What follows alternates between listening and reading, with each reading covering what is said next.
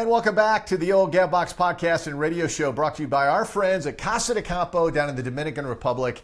Remember, it's the best golf resort in the Caribbean. And by the way, coming up in December, they're going to cut the ribbon. Teeth of the Dog will reopen. That's the Pete Dye Gym. The late, great golf course architect designed 4 courses at Casa, and Teeth is phenomenal. So I can't wait to be down in December to check that out. Go to casadecampo.com to plan your family vacay or golf vacay. And the man who will roll out the red carpet for you is back with us today, Gilles Gagnon, traveling all over the country. Just got back from the Ryder Cup. Gilles, great to see you. I'm glad you survived all the craziness that went on Long Island this past week. Yeah, actually, I was not at the Ryder Cup. Sorry, I don't. Your grandson was. Yeah, my grandson was there. I was at Liberty National playing a tournament there with Paul Fireman, who's just a wonderful, the owner of the golf course. I go there every year, so it was a lot. But we trust me, we were watching it. I'm sure. About 25 TVs, around in the clubhouse, so you could not miss it. Well, we wanted to get you on for post-Ryder Cup analysis because, obviously, I appreciate your opinion about a lot of things, especially in the world of golf. You have great wisdom. Let me start with this question. Obviously, Sunday it got exciting finally. It was pretty dull up until Sunday. Do you think Keegan Bradley made some mistakes by the teams that he sent out on Friday and Saturday? Well, you remember last time we talked, I told you that I thought the European team was going to win. Mm-hmm. And yeah. I did not want that to happen, obviously, but I remember in Rome when Luke Donald spoke there, and he spoke in English and he spoke in Italian. Right then and there, I said, "We're done. We're going to get our butt kicked." And there's a funny thing. Luke is so calm, and he puts this. He's very smart, and you could tell that his speech is always very calculated. He says the right thing. And again, somebody told me if you don't do anything, you'll never be criticized, right? Because I've been criticized a few times. And, somebody told me one day, if you don't do anything, you're never going to be criticized. So Keegan Bradley did his best. But, he's wired up, and it's rah-rah, and he wants to go. And then I don't understand why Cam Young did not go out first. All right? And he sat him. And to me was, okay, you send DeChambeau that's going to drive the green, and as it turned out, didn't even win the hole. But again, is a live guy. Think about it. We're PGA. I'm a club pro, a club professional for almost 50 years. Sends a live guy, which I have nothing. I love DeChambeau. I think he does great. But Cam Young sitting, I think that was probably the mistake. And I was listening to some other comment, and I guess when Russell Henley hit the first shot versus Scheffler, Europe with all their stats says that's 1 point for us. And I think it shows with the way they won all the matches yesterday, it shows that we have so much more talent technically or on paper, the ranking. I think if you rank every single player and you compare them, we're way ahead. And then we managed to still get to lose. So it's like a coach. You can't score touchdown. You can't be Alabama like all the great win you just had last week or Saturday. But I think it puts you in a frame of mind, and I think Luke Donald put the team in a much better frame of mind, I think, than Keegan Bradley. Well, Gilles, it is interesting. When you become a head coach of a team, and it doesn't happen often in golf, but you do open yourself up for the armchair quarterback analysis post-match or post-game, and you mentioned it. Now, Scottie Scheffler has never won a point in the Ryder Cup in the foursomes competition, the alternate shot, which is amazing. But again, he hasn't been with the right person. And you mentioned Russell Henley, the shortest hitter of the 24 players involved in the Ryder Cup. And on the holes that he hit his drives on that Friday, Scottie would hit his approach shot oftentimes 30 to 35 yards back from where the Euros were hitting from. That's just bad strategy. I'm not sure what the analytics said, but that just was not a good team in any way, shape, or form in that format. No, I don't think so. It's like, they were talking about, I think, a few years ago, there was a problem with the balls. They were playing different golf balls. Yes. And then the state, U.S. seems to have a problem. I think it was somewhere where the rain suits were leaking. They had a lot of, it seems that we're not prepared properly. I coach hockey, and I remember we never beat Cornell, and I remember I was the assistant coach at Colgate. I got in the car and drove in a snowstorm all the way to Cornell, and I watched the game and took some notes. And we came back and I said, look, these guys are all on edge. If you tease them a little bit, you give them a little jab, they're going to lose their cool. They're going to get penalized. And you know what? We won that game. And I'm not saying that I was necessarily responsible, but I had given the head guy, the head coach, and the players a little insight that they got a ton of penalty. I said, just give him a little jab, a little boop, and then back off and let him come at you. And so, they were talking about shampoo or something, or they bought new bedding. They changed all the bedding because the guys weren't comfortable.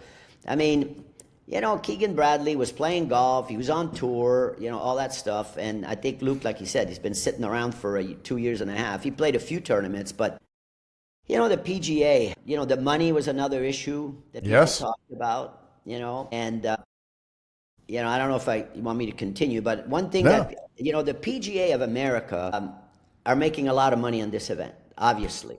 Yes, obviously. I don't know much money, but they make a lot of money.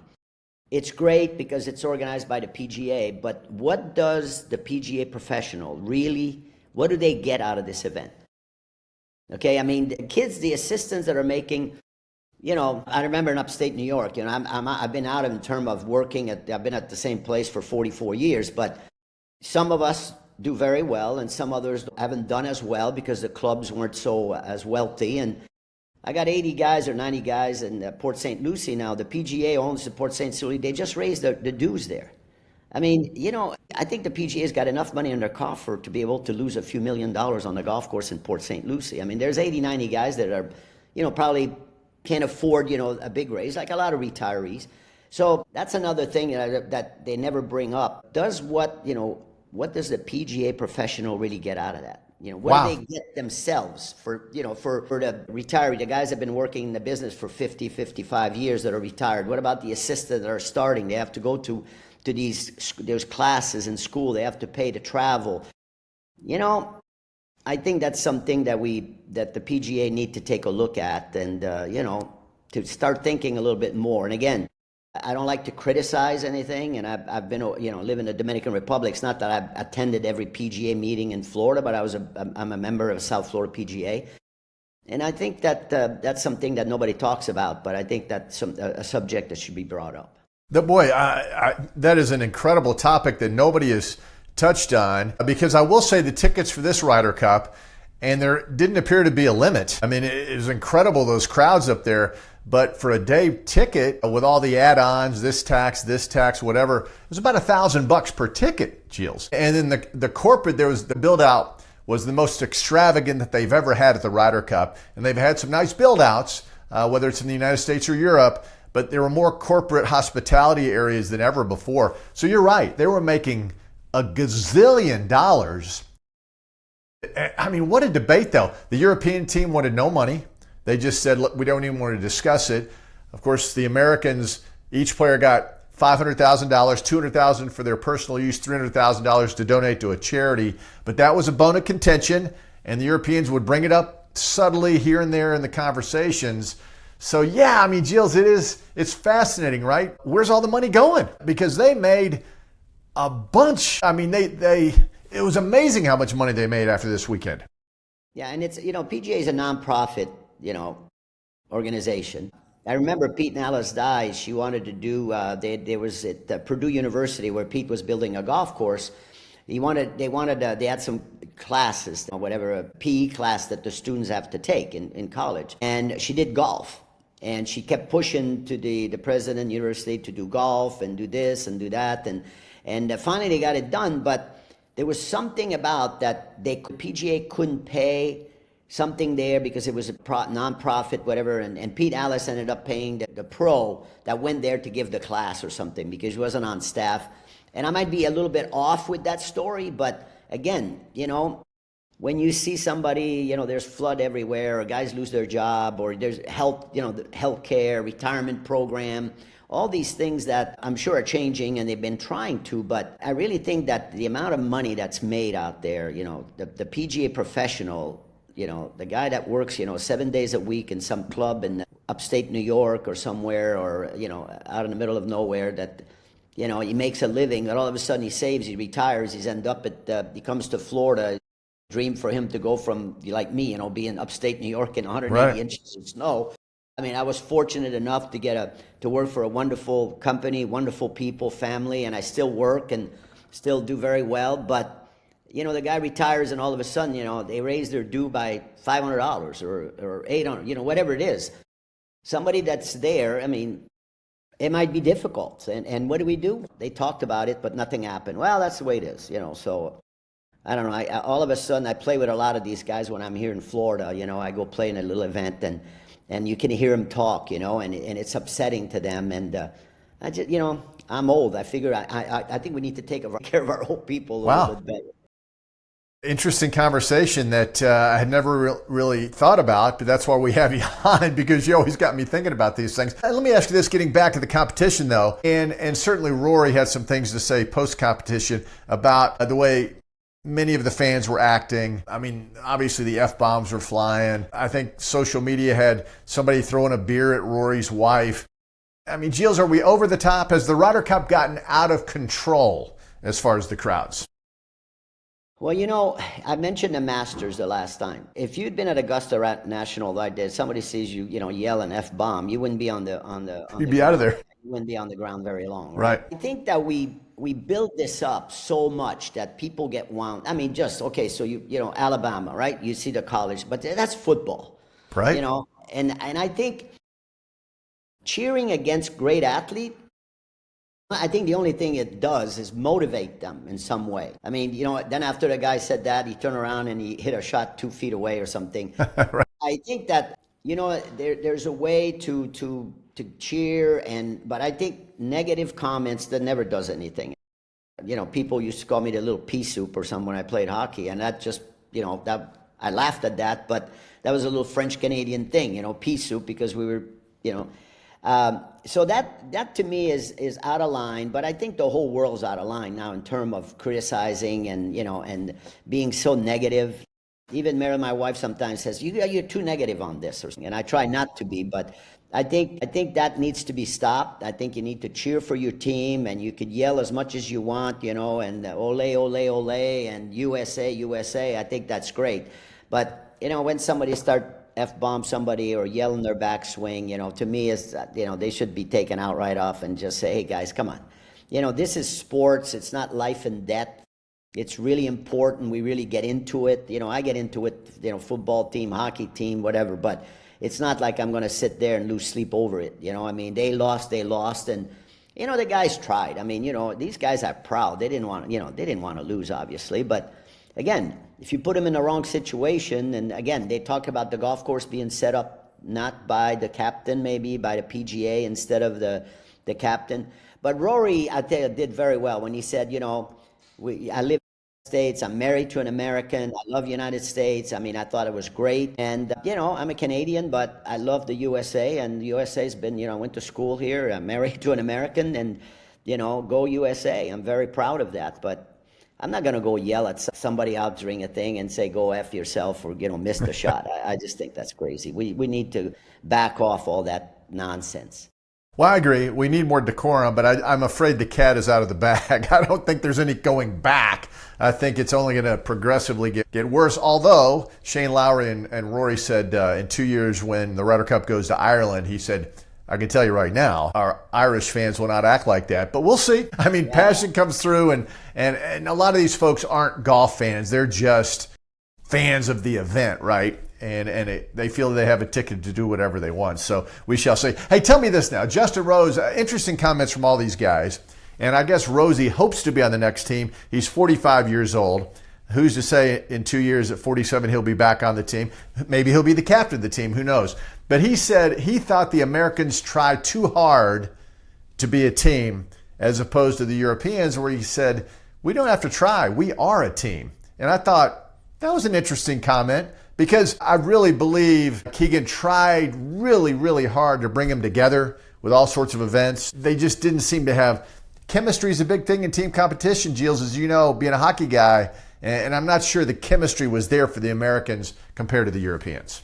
Well, I think Rose is 100% right. A lot of these guys live in the United States. Yeah. Right? So sure. They will be hanging around, they hang around together, right? The family probably live in the same all the area. time. Yep. And I think that he's absolutely 100% right. We got a guy live in Texas. You got a bunch of guys live in Florida. Our players. It's an individual sport. I think Scheffler, like you said, he hasn't won.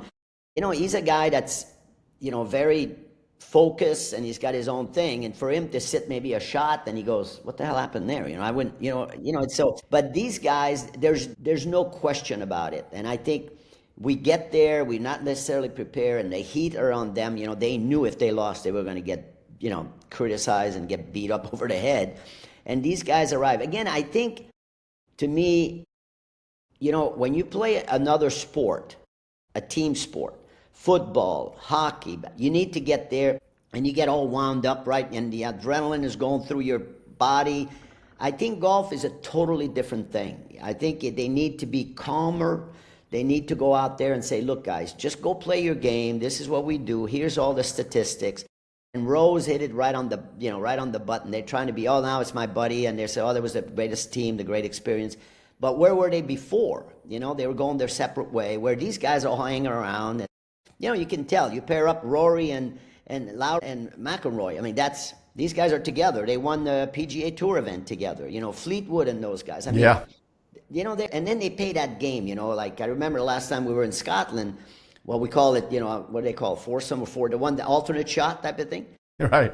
The foursomes, right. We played at Muirfield and stuff. We had to wait for 3 groups, and they said, well, those are members. They have to go. And I go, okay, fine, we're waiting. And all of a sudden, they're going boom, boom, boom, boom. They hit drive, walk to the next. They play that game all the time, So there's definitely an advantage, but definitely we need to figure out and getting a captain that's going to be committed for a certain amount of time, not a guy that's still playing every week. Or, I think it's a big commitment. It's a big commitment. And I think Molinari also, I guess it's their stats guy. And he figures everything out. I mean, the comment I heard was when they got Henley, and Henley's a great player, don't get me wrong. I mean, isn't he number 3 or 4 in the world? Yeah. But like you said, if you used to hit it 30 yards up and you're 30 yards back, it's a big difference. So I think we need to think about, how we're going to manage this and maybe plan ahead, not wait till a week before the tournament. And supposedly, I guess if Bradley would have played, Cameron Young would not have been picked. And he turned out probably the best player on the team. I mean, the guy's from New York, I mean, he could have got everybody wound up like crazy, and he did a hell of a job. He was really good. I mean, the last day those guys played amazing. I mean, they're all great players. I mean, they're not used to play team. This is not a team. Golf is not really although they play college, but it's still different. You got to go. You're on your own, man. You're just out there, and if you screw up, you can't blame anybody but yourself. Yeah, no, it's an intriguing competition. There's no doubt about it. Much better than the President's Cup, which is lopsided in the United States' favor compared to the international team. So this is different. And Gilles, we'll wrap up the Ryder Cup convo with this because Luke Donald, it looks like he's going to be asked to be the captain again, potentially in Ireland. He and Tony Jacklin are the only Ryder Cup captains to ever win home and away in back-to-back Ryder Cups. So what do you think? 3 in a row for Luke, or should he retire the winner? Man, get out while you're on top, buddy. Yes. I know they're going to be, they're going to be the favorite next time, but sometimes, everybody, I think we all stay sometime too long. You look at the coaches that don't get out, on time, or the players that, whatever they play, and then they start going, bad. I think, listen, he's done an amazing job, and maybe he needs to spend a little more time, for himself. But I think the best thing to me today would be, okay, look, guys, I've done it for 2 years. Thank you for all the support. I could be an assistant or do something on the side, but I think, but he might want it. Again, when we're up there, we don't think that way. He doesn't think that way. He thinks, I mean, I want to become, third. But he said that this Ryder Cup was for history. I remember he said that it was about history now. It was not about just winning. And then the other comment I've heard is, I think Rory said, or somebody said, when you win the Ryder Cup in Europe, it's a big deal. You're a legend now. You have won the Ryder Cup versus Right. the United States. Do we know how many matches Nicklaus won or lost or Tiger? Well, I mean, back when Jack and Arnie were dominating, it was basically against just the guys from the UK. Yeah. And they dominated the competition. Tiger, by the way, never did great. Never did. in the Ryder Cup competition, just for the same reasons as Scheffler. He never really was teamed with the right guy, even though he had some success with Steve Stricker. And obviously, when Tiger went out to play, people they ramped up their game to win that match, right? If you're number one in football, everybody wants to beat the number one team. So the same thing goes with Scottie Scheffler. That's why I thought it was good that Scottie did beat Rory to at least get 1 point this year. And I think that was important also. But I wonder if you just sit around at it, you got 12 guys, right? You put them in 12 different rooms somewhere, and you say, who do you want to play with? Who is the person that you want to play?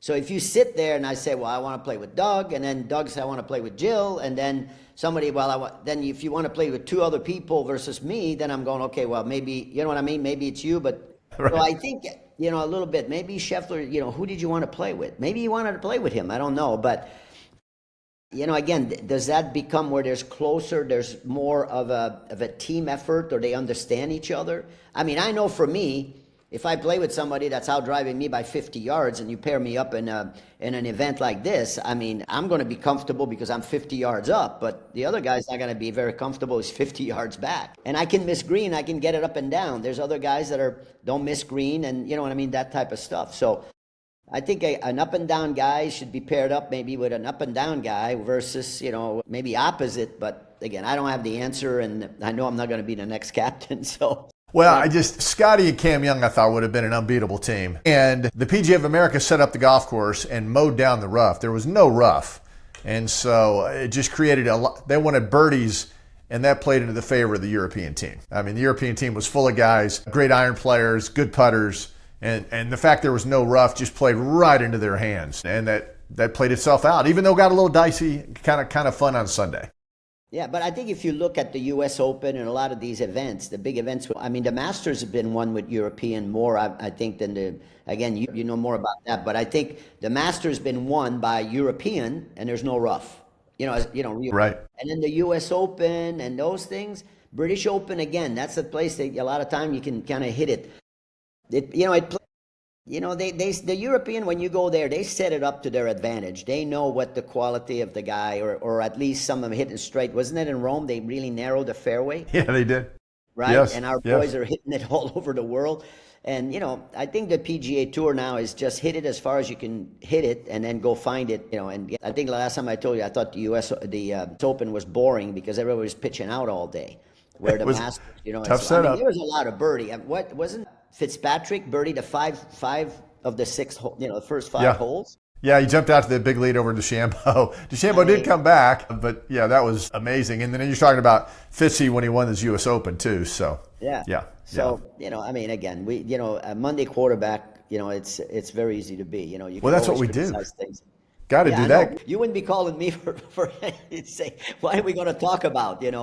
But I think that's going to be the money part. I think they're going to talk about that for a while. I think that's interesting. These guys don't need the money, obviously. I mean, I don't even know why did they have to mention that? Couldn't they have just kept that quietly? Well, it was because it was out there. I mean, it was a big deal to members of the United States team. Not everybody, but there were prominent members on that team who felt that it was only fair to get paid because the PGA of America is making so much money. We deserve to get something out of that. And as you mentioned, it's a nonprofit. Yeah, but the other thing to me is if you talk about, to me, Cantley, I wouldn't pick him up in Cantley doesn't look, again, I don't know him personally, but he doesn't look like the little fuzzy guy that wants to be around with guys, I mean, like, they didn't seem, I don't know, to me, I just think sometimes you're better off with a guy with a big heart that maybe is not as big of a name as Cantley because the guy can play, but he lost his match. He's the one guy that lost. Yeah. And I think he played okay the first. Well, he couldn't have done that well because they didn't win much the first two days. But I don't know. I mean, picking some guy to me is just if you got one kid on the team that seems to create problem. That just it's one bad apple. So I'm not saying that Cantley is a bad apple, but he doesn't seem to be the guy that people want to hang around with. Well, it'll be interesting moving forward now, the fact that the Euros won at New York City. And now they've won back-to-back, and so, it's quite fascinating that they pulled it off. So we'll see what happens in Ireland. You can only imagine the crowds in Ireland when Rory and Shane Lowry return there. My goodness, they're going to be ramped up. It's going to be absolutely beautiful. All right. I wanted to ask you about Casa de Campo, Gilles, before I let you go. Obviously, the growing season has been really good in the DR. So at least from all reports, and you and I have spoken, teeth of the dog, it's looking good, huh? Well, I was there, a week ago? A week and a half ago. We could have played. I mean, Wow. yeah, That's we great. could have played. Robert and I talked, and he said, he says, we could go out and play there. I said, look, we can't be seen out there playing golf, now, even if there's no flag, somebody sees us out there, be the end of the story. But yeah, cross our fingers there. We still got another month to go with the season, the hurricane season. And we've had a lot of rain about a week ago, or we got quite a bit of rain, but I'm going back tomorrow, and I can't wait to go. But the last time I saw it, it looks great. I'm very excited and impressed with what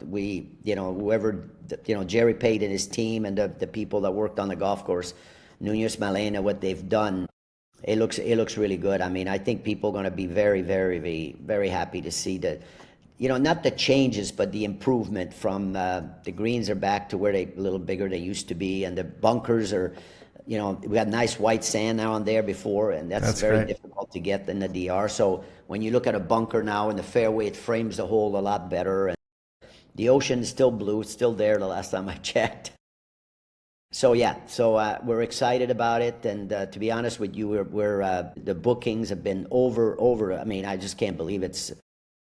I mean, I get calls every day, 2 or 3 different groups every single day that people want to come and just say, well, guys, the rooms are pretty much sold out, but we can put you in villas. I mean, we upgrade people, and we're trying to change things. Everybody. I don't know why everybody wants to play at 8 o'clock in the morning or 8:30. I mean, just get up and relax, have a nice breakfast, like when we played. Right? We're not playing at 8.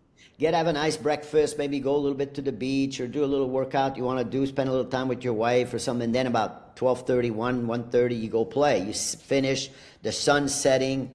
So now we're kind of forcing it. So, if they're there they're going to play twice, we kind of give them a morning time and an afternoon time. And I tell you, after you play in the afternoon, you're going to go, maybe I should keep playing in the afternoon. I mean, people think it's cooler in the morning, and it's not. It's the coolest part of the day is between 10:30 to 2 o'clock. That's right. That's where it starts to cool down. Then in the morning it's early. There's a little dew out there, and it's warm and steamy. And in the afternoon, after 2, it gets really cool, and then you got the breeze and the sunset, and so let's get that in people's head. But yeah, I'm really excited. I can't wait for you to be there. Yeah, me too. I'll drive me by 50 yards so you and I can play. We can't play in a Ryder Cup together. You're just bombing it 50 yards by me. So, but I look forward to that. Yeah, me too. I'm excited and look forward to talking to you here in a couple of weeks when you go back home. I guess that's home for you, right? I mean, you're all over the place, but you consider that home. Yeah. I mean, we have a place here in West Palm Beach, but it's kind of getting out of Disney World. We live in Disney World, Dominican Disney World, and yeah, I can't wait to get back. I mean, it's wonderful. Golf courses, the beach, the marina, the weather, the restaurants, and I kind of, I can kind of do whatever I want down there. They're still pretty good to me, So, but if we can't get in a restaurant, I can call. I think I can get in. You can call. Yeah. I've seen you operate.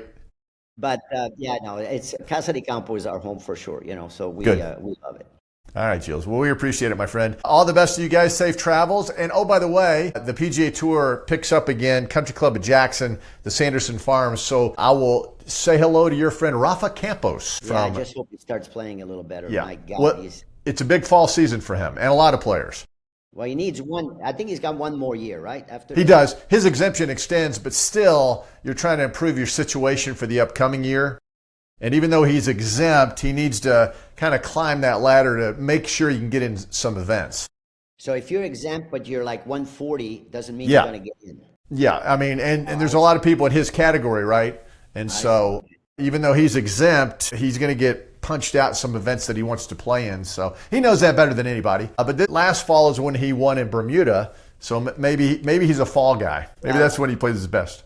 I think he needs to, like I told you, I'd played before he won, and he just gets his head a little too many things, Yes. I mean, where he's the backswing and teacher here, and look, I'm not against any teacher, or, saying that I don't like teachers. I think a lot of them, like obviously Scheffler, the coach he's had, has been wonderful. Randy But Smith, I think yeah. you get to a point, just go play golf. I mean, the guy knows how to play golf, and he won, and go play. And you can't, you're not going to miss it. You're not going to hit every fairway. You're not going to hit every green, and you're going to hit some bad ones. So you need to be able to minimize the bad one, and and start knowing what you can do. He's been playing golf since he was a kid. He ought to be able to play. I mean, me, I know I can. I know my miss is a block left. So what do? I constantly hook it. Left-hander, block left. Don't we love it? Don't we love it? We're always trying to figure it out. Yeah, greatest game in the world. All right, Gilles. Safe travels, my friend. Cheers. Thank you. Thanks for your time always. All right, bud.